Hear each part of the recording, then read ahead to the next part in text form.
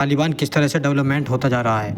बात करें तालिबान द्वारा घोषित 10 मेगा परियोजनाओं की, तो इनमें आधिकारिक रूप से एक सूचना दी गई थी जिसमें तालिबान के कुछ संयोजक बात कर रहे थे कि रेलवे लाइन बिछाने के बारे में और नई सुरंग जो सोने में निकलता है उसके बारे में ये बताया जाता है कि इतना माल आयात और निर्यात हो रहा है कि तालिबान इस टाइम पर 2025 में एक नई ताकत के रूप में उभरने वाला है, जो दुनिया का कोई भी देश उसे आर्टिफिशियल होने से नहीं रोक सकता। हाल ही में हुई मीटिंग के बारे में ये बताया जाता है कि तालिबान में कुछ आधिकारिक रूप से एक मीटिंग हुई है जिसमें बड़ी बड़ी नहरों की परियोजनाएं बनाई जा रही हैं।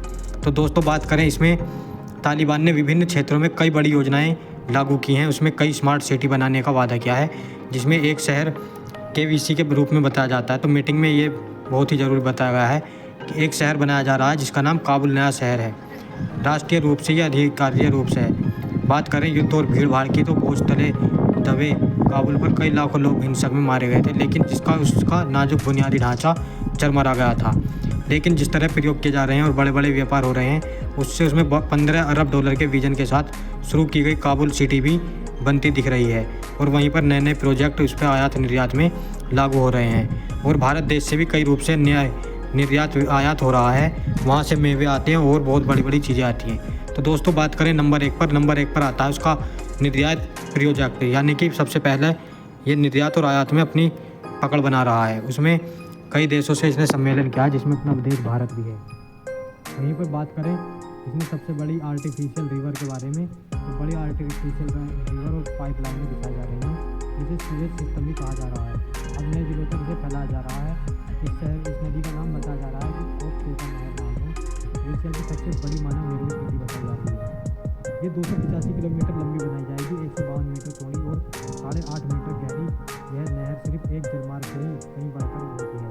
यह एक जीवन रेखा है, लगभग आधा काम पूरा हो चुका है, बाकी काम स्थिर गति से जारी हो रहा है।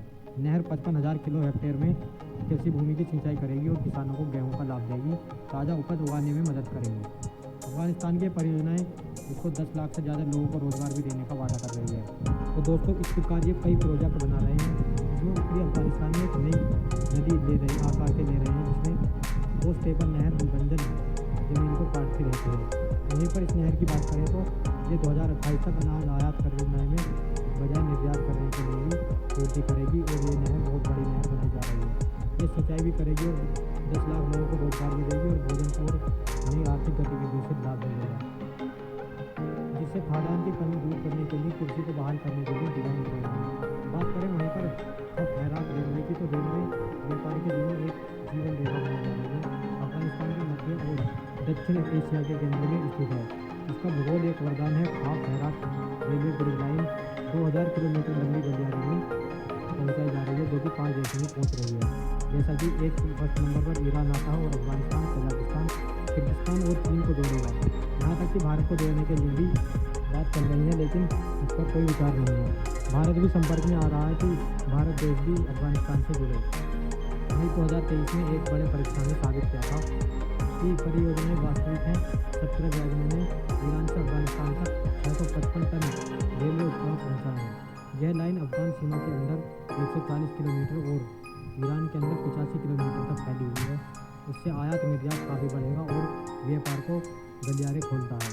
अविश्वसनीय ट्रक मार्गों की जगह ले सकते हैं और अफगान के व्यवसाय को बढ़ावा दे सकते हैं। ये पर्यटक रेलवे लाइन बनाई जा रही है और ये लाइन इस वजह से भी बिछाई जा रही है ताकि भारत देश को भी इससे जोड़ा जा सके।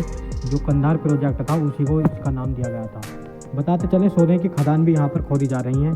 जैसा कि दिखाया जा रहा है कि बड़ी बड़ी चट्टानों को खोदकर ये सोने की तलाश कर रहे हैं। वहाँ पर कोयला निकलता है और कोयला आयात निर्यात होता है और देशों में। चीन को भी ये कोयला निर्यात कर रहा है। तो दोस्तों इस बड़े परीक्षा में इन्होंने बहुत सारे 10 मेगा प्रोजेक्ट पास किए हैं, जिसमें ये बताया जा रहा है कि हाल ही में इनकी मीटिंग में ये 10 मेगा